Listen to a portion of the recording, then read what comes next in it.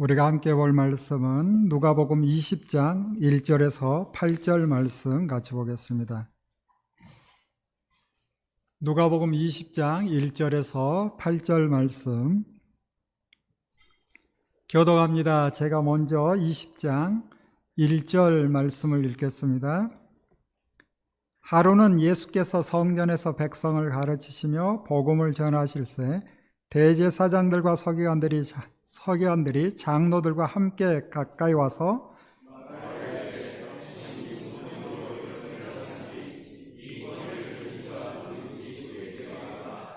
대답하여 이르시되 나도 한 말을 너에게 물으리니 내게 말하라.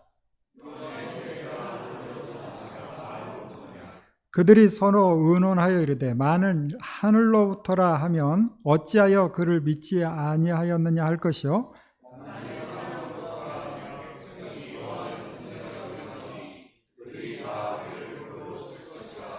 대답하되 어디로부터인지 알지 못하노라 하니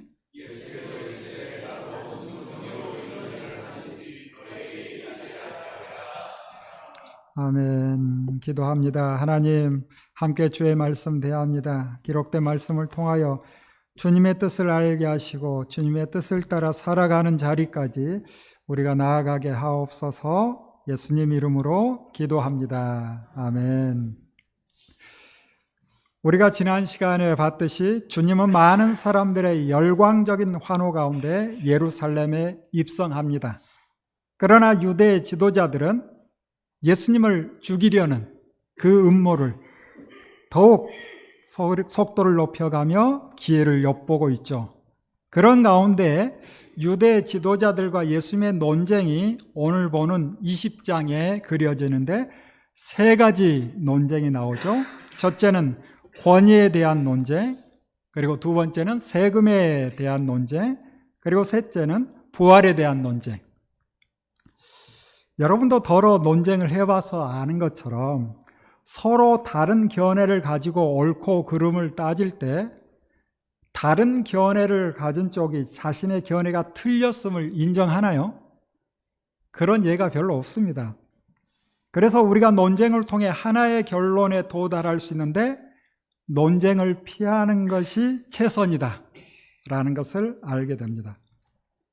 그렇지만 오늘 우리가 보는 논쟁은 당시 종교 지도자들이 주님을 죽이려고 달려들며 주변 사람들을 선동하기에 주님은 기꺼이 그들의 도전을 받아들이며 백성들을 향해 그리고 기록을 통하여 오고 오는 모든 세대를 향해 말씀합니다. 자, 어떤 일이 벌어지고 있는지 우리 20장 1절 2절 다시 한번 같이 읽어봅니다. 시작.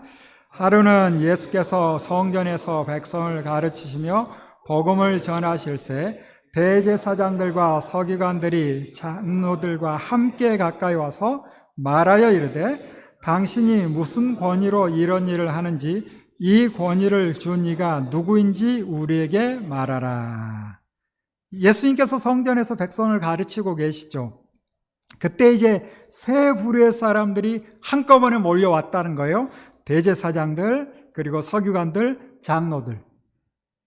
당시 대제사장들은 주로 사두개파 사람들로 구성되어져 있고 성전 관리와 의식을 집행하는 지도자들이라면 서기관들은 다시 말하면 율법학자들, 이들은 바리새파 사람들로 율법에 능통한 사람들이죠. 그리고 장로들은 산헤드린 공의 회원들이죠. 이들이 성전에서 백성을 가르치는 일과 성전에서 백성을 가르칠 수 있는 권한을 부여하는 일을 하는 사람들이에요. 그런데 우리가 가르칠 수 있는 권한도 주지 않았고 이 일을 할 수 있는 자격도 부여하지 않았는데 너 도대체 어떤 권한으로 누가 이곳에서 가르치라고 했어? 라고 예수님께 묻는 거죠. 당시 최고의 권력과 권한을 가진 사람들이 이런 질문을 하면 대개는 뒤로 물러서거나 변명을 하겠죠. 그러나 주님은 그렇지 않습니다. 오히려 그들에게 질문을 하죠. 뭐라고 합니까? 나도 너에게 한 가지 물어보겠다. 그러니 먼저 나에게 대답해 봐라. 요한의 세례가 하늘에서 난 것이냐 사람에게서 난 것이냐 묻습니다. 대답하기 참 곤란한 질문을 주님께서 하시는 거예요. 그들이 서로 의논하는데 그 의논한 것을 기록에 남겼죠. 그들이 서로 무슨 이야기를 해요? 하늘에서 왔다 하면 어찌하여 그를 믿지 않았느냐 할 것이고, 사람에게서 왔다 하면 많은 사람들이 요한을 선지자로 믿고 있기에 그들이 우리를 돌로 칠 것이다. 그러니 대답을 하지 못하고 어디로부터인지 알지 못하노라 라고 말을 하죠. 그러니 주님도 그들에게 나도 내가 무슨 권한으로 이런 일을 하는지 너에게 말하지 않겠다 라고 하십니다. 예수님은 당시 랍비의 논쟁 대화 양식으로 그들이 먼저 묻자 또 다른 물음으로 대화를 이끌어 가시죠. 그렇지만 그들이 대답하지 못하니 예수님께서도 대답할 필요를 느끼지 못한 거예요. 그리고 진짜 하고 싶은 말씀이 9절부터 기록되죠. 예수님께서 비유로 말씀하시는데 이야기로 풀어갑니다. 짧은 이야기지만 이 이야기는 구약 전체를, 그리고 예수님 오심과 예수님 죽으심을 아주 간략하게 이야기로 풀어가죠. 어떤 이야기인가? 어떤 사람이 포도원을 만들어 농부들에게 세를 주고 타국으로 갔답니다.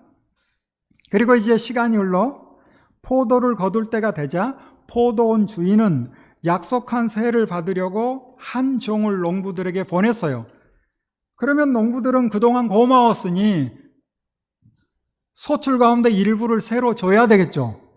그게 주기가 아까워서 주지 않고 종을 때리고 빈손으로 돌려보내요. 그러자 주인이 많이 속상했을 텐데 다시 다른 종을 또 보냅니다. 그런데 농부들이 그 종도 때리고 모욕하고 빈손으로 돌려보내자 세 번째 종을 또 보내죠. 그러자 그들은 역시 이 종도 상처를 입히고 내쫓습니다. 포도원 주인이 어찌할까 하다가 나의 사랑하는 아들을 보내면 내 아들은 존중하겠거니 하고 아들을 보냈대요. 그러자 농부들은 포도원 주인의 아들을 보고선 이 사람이 상속자니 그를 죽이고 그의 유산을 우리가 차지하자 하고선 포도원 바깥으로 내쫓아 포도원 주인의 아들을 죽입니다. 주님께서 이렇게 이야기로 이런 일이 있었다. 그리고 그 모여있는 사람들에게 이런 일이 있다면 포도원 주인이 이 농부들을 어떻게 하겠느냐라고 묻죠. 여러분 어떻게 해야 돼요? 서로 이야기하고 있을 때 주님께서 바로 답을 하시죠. 주인이 와서 그들을 죽이고 포도원을 다른 사람에게 줄 것이다 라고 말하자 그 말을 듣고 있는 사람들이 그런 일이 없기를 바랍니다 라고 이야기를 해요. 그런 일이 없기를 바랍니다. 어떤 일이 없기를 바라는 걸까요? 농부들처럼 종을 때리고 심지어 주인의 아들까지 죽이는 그런 일이 없기를 바랍니다. 이 이야기일까요? 아니면 주인이 와서 그들을 죽이고 포도원을 다른 사람에 줘버릴 것이다. 그런 일이 없기를 바랄까요? 그들은 예수님께서 말씀하시는 이 비유를 알아들었을 거예요. 그래서 그런 일이 없어야 하는데 여전히 이 일을 맡은 사람이 주인을 거역하고 심지어 주인의 아들까지 죽이고선 주인의 모든 것을 차지하려고 한다면 그 악한 종들을 그냥 둘 수 없는 것이다 라고 하자 그런 일이 없기를 바랍니다 라고 이야기를 하죠. 주님도 이런 일이 일어나지 않길 바라시죠. 그렇지만 지금 이런 일이 일어나고 있다라는 것을 말씀하고 있는 거예요. 여러분, 죄에 사로잡힌 사람들이 힘을 합하여 악한 행동을 한다면 그 행동의 책임은 누구에게 있는 거예요? 그 사람에게 있는 거죠. 우리가 이 비유를 통해서 알 수 있는 것은 무엇인가? 포도원 주인이 딱 누구 같아요? 하나님이시죠. 그들은 잘 아는 이야기고 우리도 아는 이야기고, 하나님께서 온 천하 만물을 다 만드시고, 그리고 농부에게, 사람에게, 아주 구체적으로는 누구에게? 이스라엘 사람에게 일을 맡기는 거예요. 그 일을 맡겼으니 이제 소출할 때가 되어서 얼마나 거두었는가 보고 싶어서 종을 보내는 거죠. 이 종은 과연 무엇일까? 누구일까? 구약시대 선지자라고 볼 수 있겠죠. 그리고 아들은 누구예요? 예수님이시죠. 하나님께서 이스라엘 백성과 시내산에서 약속을 하셨죠? 이스라엘 백성들이 그 약속을 따라 살아야 될 텐데 약속을 지키지 않아요. 그 약속을 지키지 않을 때 하나님께서는 그 약속을 지키기를 원하는 마음에 여러 선지자를 보내 약속을 지키라 라고 말씀하는 거예요. 그렇지만 그들은 선지자들을 때리고 심지어 죽이기까지 하자 아들이신 예수 그리스도를 이 땅에 보내는 거예요. 그렇지만 여전히 그들은 약속을 지키지 않고 심지어 하나님의 아들 예수 그리스도, 그분을 죽이려고 합니다. 주님은 이런 일이 있을 것을 아시고 미리 말씀하시는 거잖아요.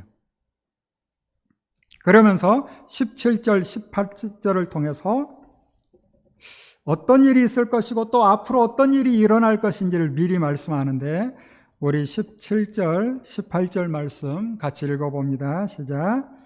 그들을 보시며 이르시되 그러면 기록된 바 건축자들의 버린 돌이 모퉁이의 머릿돌이 되었느니라 함이 어찌미냐.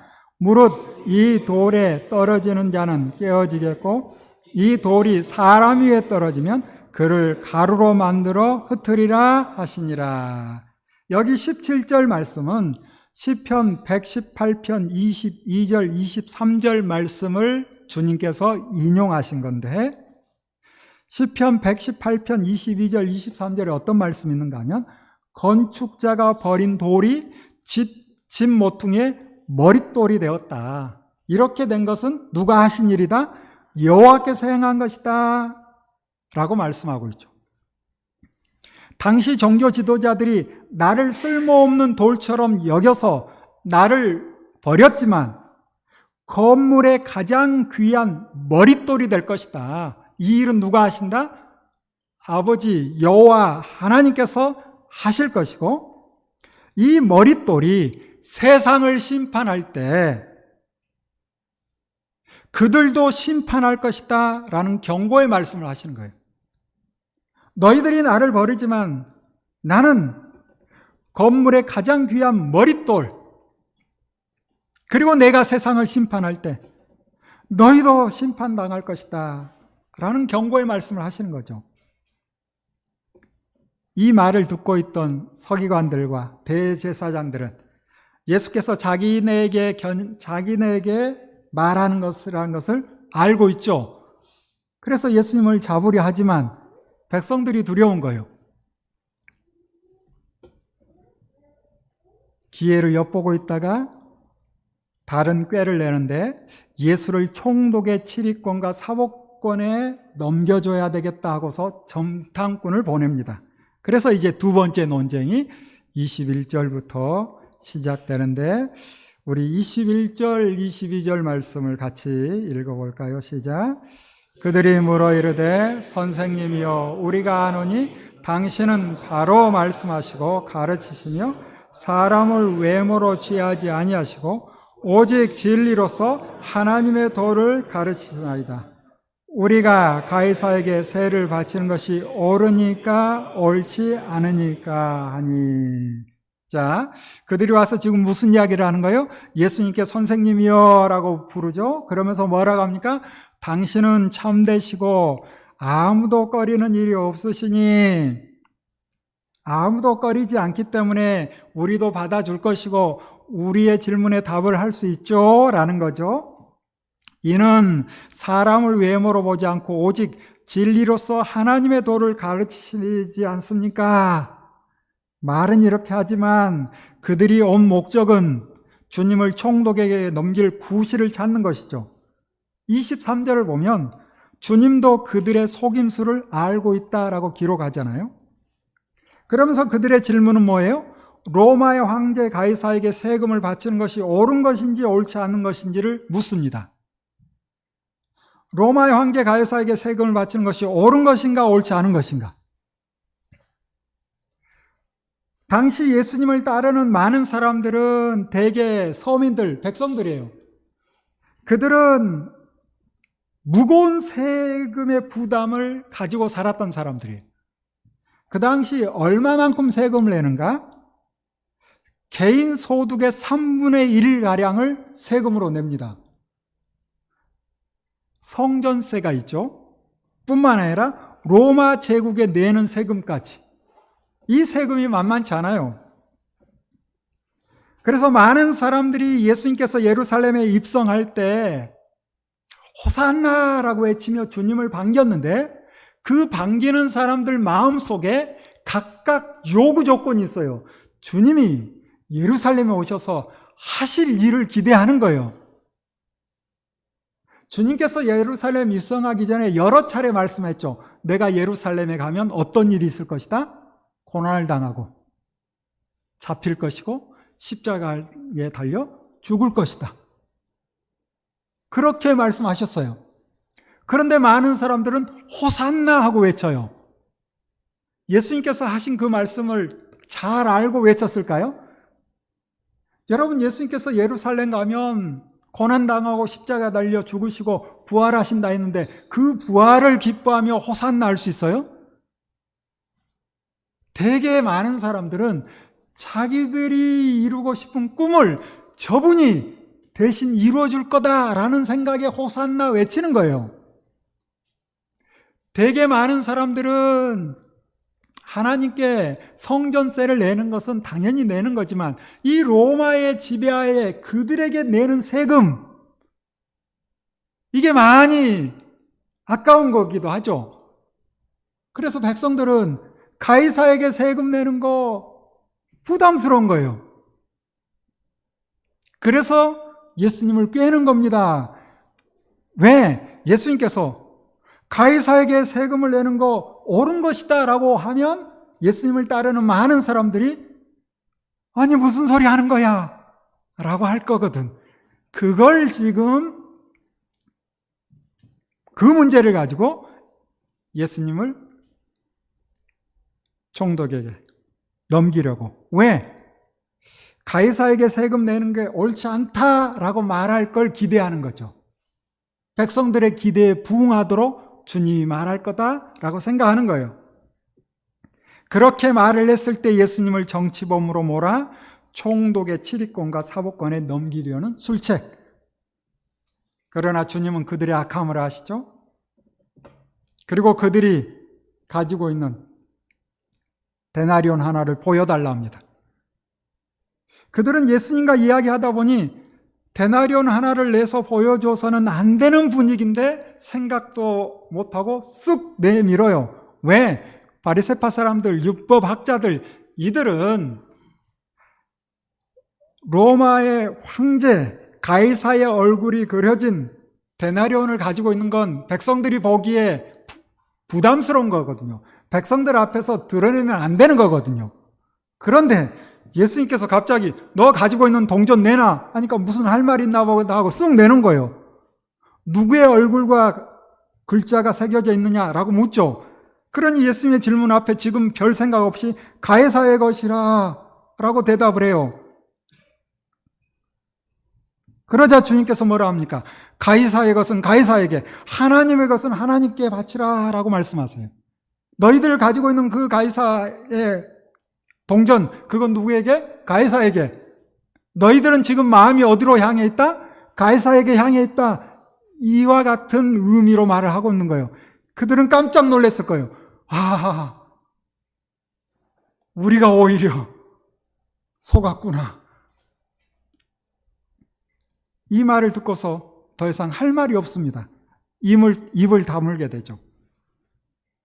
그리고 27절부터는 사두개파 사람 가운데 몇 사람과 세 번째 논쟁이 시작되는데, 이들은 부활도 천사도 영도 믿지 않고 정신이나 의식 따위는 물질의 산물, 이렇게 생각하는 유물론자에 가깝습니다. 그들이 신명기 25장 5절의 말씀을 가지고 예수님께 질문하죠. 신명기 25장 5절에 어떤 말씀이 있는가 하면, 형제들이 함께 사는데 그중 하나가 죽고 아들이 없거든. 그 죽은 자의 아내는 나가서 타인에게 시집가지 말 것이요, 그의 남편의 형제가 그에게로 들어가서 그를 맞이하여 아내로 삼아 그의 남편의 형제된 의무를 그에게 다 행할 것이요, 그 이유는 뭔가, 그 여인이 낳은 첫 아들이 그 죽은 형제의 이름을 잊게 하여 그 이름이 이스라엘 중에서 끊어지지 않게 하라. 이스라엘 중에서 끊어지지 않게 하라. 하지만 핵심은 뭐예요? 홀로 된 형수를 보호할 뿐만 아니라 그 가문을 잊게 하는, 그 당시 법으로 하나님께서 모세 시대 주신 말씀이죠. 사두개파 사람들은 이 말씀을 근거로 예수님께 질문을 하는 거예요. 7 형제가 있고 제일 큰 형이 결혼하여 자식이 없이 죽으면 둘째가 형수를 취하는데, 신명기 25장 5절의 말씀처럼 둘째도 셋째도 심지어 7째까지 자식을 낳지 못하고 죽었고 맨 나중에 그 여자도 죽었다면 부활 때 그 여자는 누구의 아내가 되겠습니까? 묻는 거예요. 우리가 27절 봤던 것처럼 사두개파 사람들은 부활 자체를 믿어요, 믿지 않아요? 믿지 않아요. 믿지 않기 때문에 신명기 25장 5절의 말씀, 그리고 그 말씀을 근거로 이런 일이 있을 수 있는데, 이런 일이 부활할 때 일어날 수 있겠느냐? 그러므로 결국 부활이 없다는 걸 확실하게 좀 말해달라라고 예수님께 질문을 하는 거죠. 그러나 주님께서 뭐라고 대답하십니까? 이 세상 사람들은 장가도 시집도 가지만 부활 후에는 장가도 시집도 가지 않고 천사와 같아서 더 이상 죽음이 없다라고 말씀하시죠.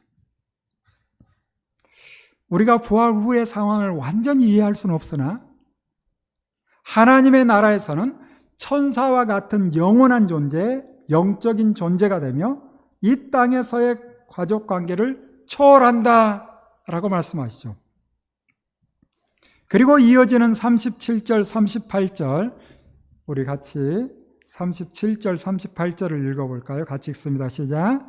죽은 자가 살아난다는 것은 모세도 가시나무 떨기에 관한 글에서 주를 아브라함의 하나님이요 이삭의 하나님이요 야곱의 하나님이시라 칭하였나니, 하나님은 죽은 자의 하나님이 아니요 살아있는 자의 하나님이시라.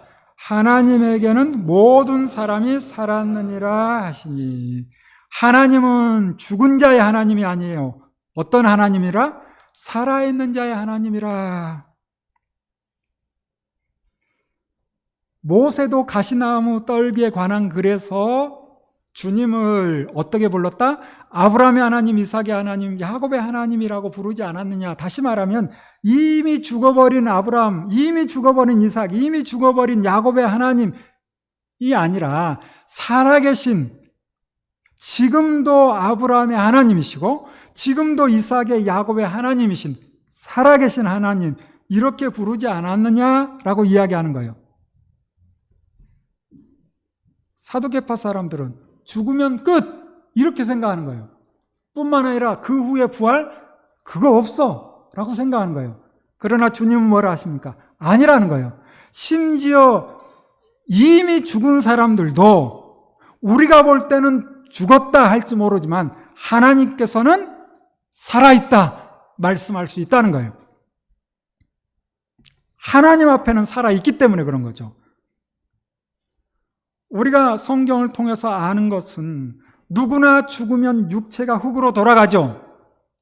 그러나 우리의 육체가 흙으로 돌아가는 거지, 우리의 영혼은 우리에게 생기를 불어넣으신 그분에게로 돌아가는 거예요. 그분에게로 돌아가서 하나님과 함께 살아 있을 것이고, 마지막 날, 주님이 다시 오시는 날, 우리의 영혼과 육체가 하나가 된 신령한 몸으로 영원토록 산다 말씀합니다. 그래서 주님께서 이 땅에 오셔서 죽은 자를 향해 잔다라고 말하죠.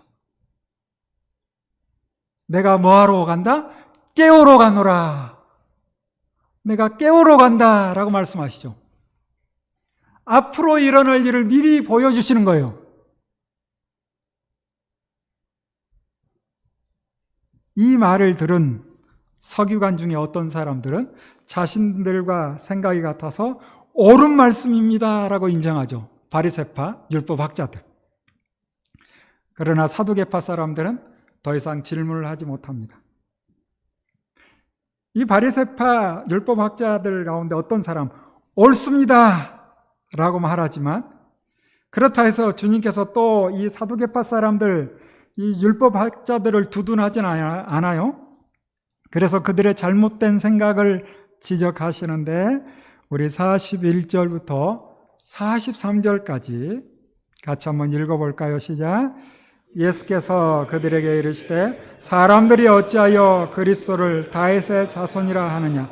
시편에 다윗이 친히 말하였을 때 주께서 내 주께 이르시되 내가 내 원수를 내 발등상으로 삼을 때까지 내 우편에 앉았으라 하셨도다 하였느니라.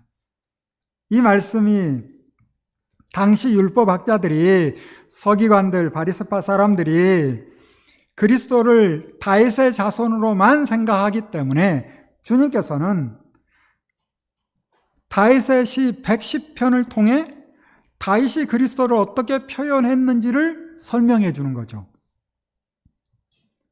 우리 42절 보는 것처럼 시편에 다윗이 친히 말하였을 때 주께서 내 주께 이르시되 이렇게 말하고 있죠. 주께서 내 주께 이르시되 두 분의 주님이 등장해요.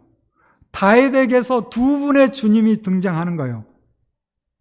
그래서 주께서 여호와 하나님, 성부 하나님께서 내 주께 성자 하나님 예수 그리스도 그분에게 내가 너의 원수를 너의 발등상으로 삼을 때까지 나의 우편에 앉았으라 하셨다. 다윗의 고백 속에 두 분의 하나님, 성부 하나님과 성자 하나님. 그러므로 44절에 다윗이 그리스도를 주라 했는데 어찌 다윗의 자손이 되겠느냐 묻는 거죠. 우리는 이미 기록된 말씀을 통해서 알다시피 주님은 다윗의 후손으로 오셨지만 하나님의 아들 성자 하나님이심을 알려줍니다. 이렇게 주님은 반복해서 알아듣기 쉽게 당시 종교 지도자들 향해 내가 곧 길이요 진리요 생명임을 알려주시며 하나님의 아들 그리스도라고 말씀하시나 그들은 귀를 막고 듣지 않을 뿐 아니라 주님을 죽이기 위해 또 다른 계획을 세웁니다. 주님은 모든 백성이 듣고 있는 가운데 제자들에게 말씀하시며 서기관들, 다시 말해 율법학자들 조심하라 라고 말씀하시는데 그들의 위선적인 행동이 무엇인가? 우리 46절, 47절을 같이 볼까요? 시장에서 문안 받는 것과 회당의 높은 자리와 잔치의 윗자리를 좋아하는 서기관들을 삼가라. 그들은 과부의 가산을 삼키며 외식으로 길게 기도하니 그들이 더 엄중한 심판을 받으리라 하시니라. 당시 종교 지도자들, 그들의 위선적인 모습 주님은 책망하시며 그들에게 더 큰 심판이 있을 것이다 라고 말씀합니다. 우리 모두가 새겨야 될 주님의 말씀이죠. 사랑하는 여러분, 우리가 주님의 말씀을 듣고 배우며 주님을 알아간다는 것은 참으로 중요합니다. 그러나 더 중요한 것은 어디에 있는가? 아는 것에서 멈추지 말고 주님의 말씀을 실천하여 그리스도의 충만한 경지에까지 이룰 수 있는 우리 모두 되기를 바랍니다. 기도하겠습니다. 주님, 당시 종교 지도자들과 논쟁을 하며 그들에게도 하나님의 아들 예수 그리스도 주님 그리스도이심을 알려주고 그들에게도 복음을 전하고 있으나 그들은 귀를 막고 듣지 않습니다.